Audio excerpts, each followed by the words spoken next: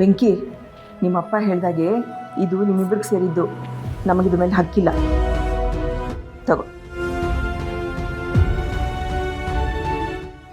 ತಗೋ ಚಲ್ವಿ, ತಗೋಮ್ಮ.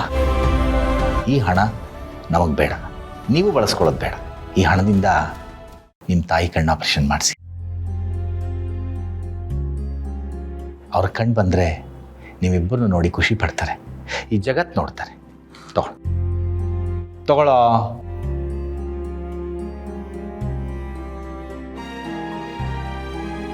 ಅಯ್ಯೋ ಮಾವ, ನನ್ನ ಜೀವನದ ಉದ್ದೇಶನೇ ಅದು.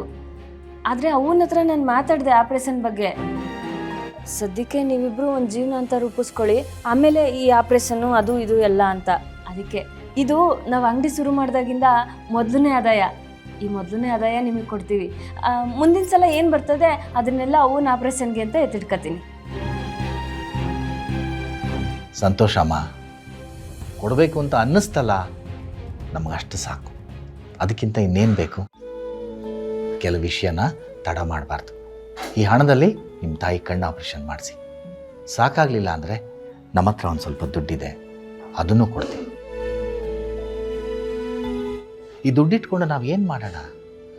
ದುಡ್ಡನ್ನು ಸರಿಯಾದ ಕೆಲಸಕ್ಕೆ ಬಳಸ್ಕೊಂಡ್ರೆ ಅದಕ್ಕೆ ಒಂದು ಬೆಲೆ. ಹೌದು ಚಲ್ವಿ, ಪಾಪ ನಿಮಗೆ ತೊಂದರೆ ಆಗದಿರಲಿ ಅಂತ ನಿಮ್ಮ ತಾಯಿ ಊರಿಗೆ ಹೋಗಿ ಸೇರ್ಕೊಂಡಿದ್ದಾರೆ.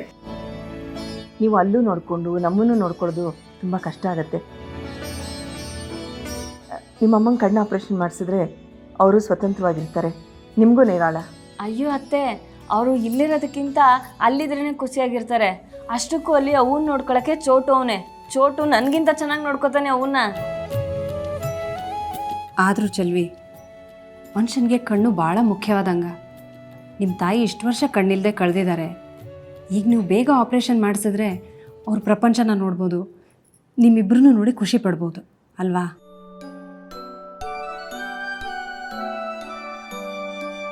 ಏನು ಈಗಲಾದರೂ ಕಾಫಿ ತರಲ್ಲ ಬೇಡವಾ?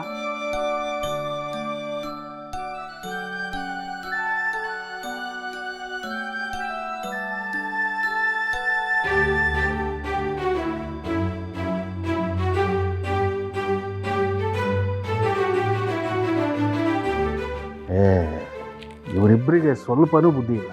ಅವನಾಗೆ ಕೊಡ್ತಿರುವಾಗ ತಗೊಳ್ಳೋದು ಬಿಟ್ಟು ಕತೆ ಹೊಡಿತಿದ್ದಾರೆ. ಅಲ್ಲ, ಕಾಡು ಬಾ ಅನ್ನೋ ಸಮಯದಲ್ಲಿ ಕಣ್ಣು ಬಂದು ಏನಾಗಬೇಕಾಗಿದೆ? ಅದೇ ಕಣ್ಣಿರೋ ನಮ್ಮಂಥವ್ರಿಗೆ ಆ ದುಡ್ಡನ್ನು ಕೊಟ್ಟರೆ ಆಗುತ್ತಲ್ವ? ಈಗ ಎಲ್ರಿಗೂ ಬೇಯಿಸಾಕೋಕ್ಕೆ ನನ್ನ ದುಡ್ಡು ಬೇಕು, ಆದರೆ ನನಗೊಬ್ಬರು ಸಹಾಯ ಮಾಡಲ್ಲ.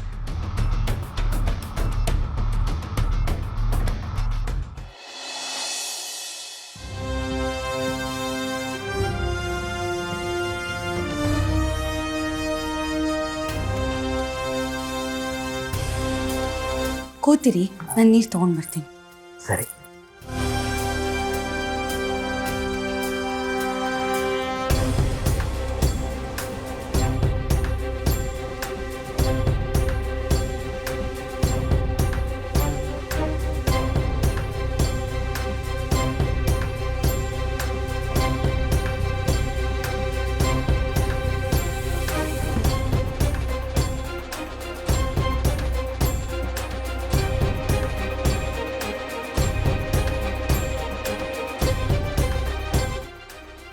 Thank you.